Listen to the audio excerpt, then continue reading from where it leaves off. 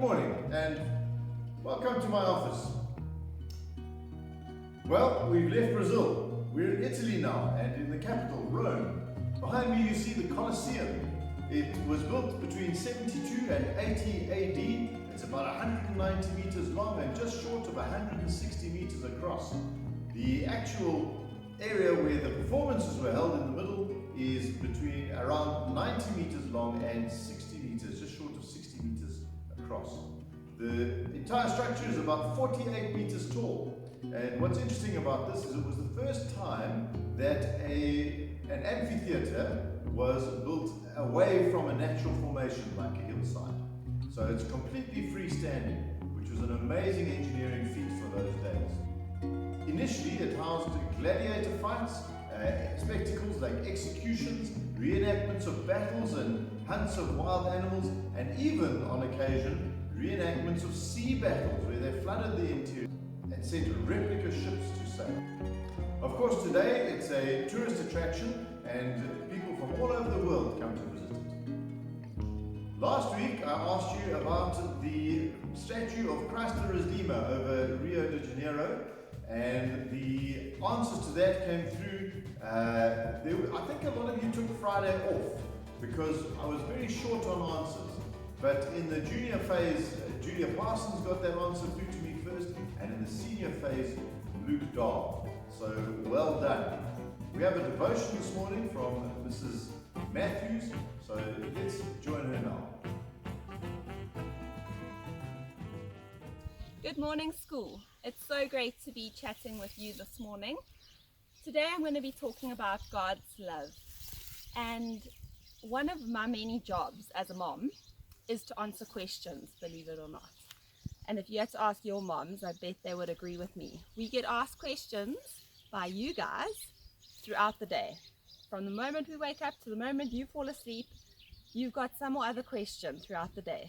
And one question that my boys often ask me, they're quite young, so they have very curious minds, and they often ask me, Mom, how much do you really love me? And I will answer with something like, I love you more than the stars in the sky, or I love you to infinity and beyond. And that will often satisfy their question. But it got me wondering, how many times do we ask God a very similar question, or do we wonder a very similar thing?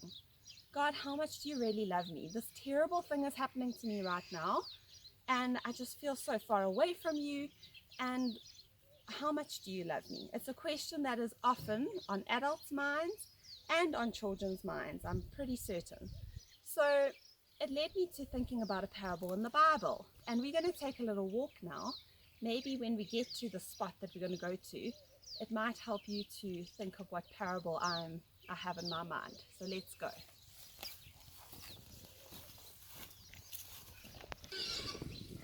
Now I said, do you think you would know which parable I am talking about? And if you look at these pigs, does it give you any clues? Well, I'm thinking of the parable of the Prodigal Son. And that is because the son, he wanted all his inheritance money, and his father gave it to him. Gave him all his money, and he went out and he experienced the world. He had a fun time. He had parties, he bought expensive things, and he had a great time. But eventually he realized that his life was a little shallow, and he ran out of money eventually. And he ended up having to find a job and sleep with the pigs and feed the pigs.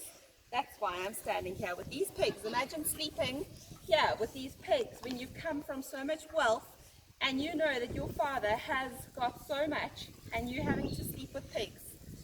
Now, I don't think I would enjoy that so much. How about you? They might be quite cute, but I don't know about sleeping and living with them. But then, when he returned to his father saw him coming from far away, and he went out running, and he ran into his father's arms, and they were so happy to see each other again. And his father loved him unconditionally, like a parent loves their child, unconditionally. Now, how much more does God love us? Let's go somewhere else, so I can get away from these pigs, although they are getting quite inquisitive now, coming quite close. But let's go somewhere else and finish off our devotion over there. So now this brings me back to the question of how much does God love me? I've got a measuring cup here, which we use for measuring when we do baking or anything like that. If I had to fill this up, would that be how much, could I measure in a cup how much God loves me? Well, no, definitely not. Remember when Mrs. Dahl was doing devotions with us, and she reminded us in Psalm 23 that God says that our cup will overflow with blessings and with love, and that's how much he loves us. So this would definitely not be big enough to measure God's love. Oopsie. How about a measuring tape? We would measure this when you're doing building and things like that.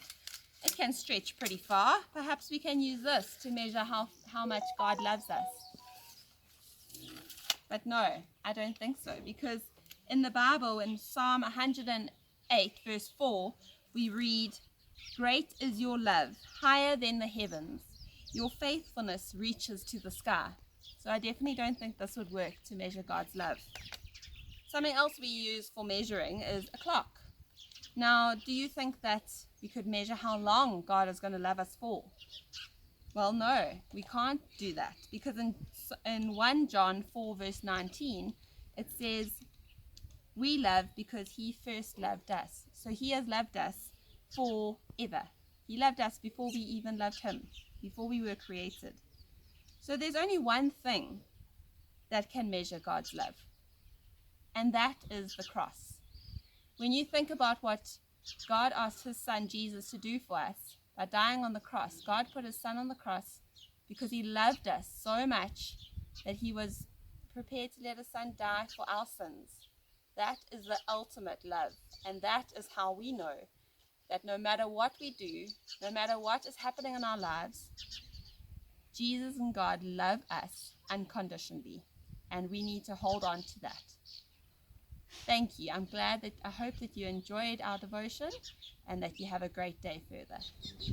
Thank you to Mrs. Mathews for that devotion. Your question for today. The Colosseum is sometimes referred to under another name. This name links to the surnames of the two emperors who ruled during the time that it was built. Can you tell me what that name was? You're going to need to research this one. I hope you have a fabulous day at school, and as always, work hard.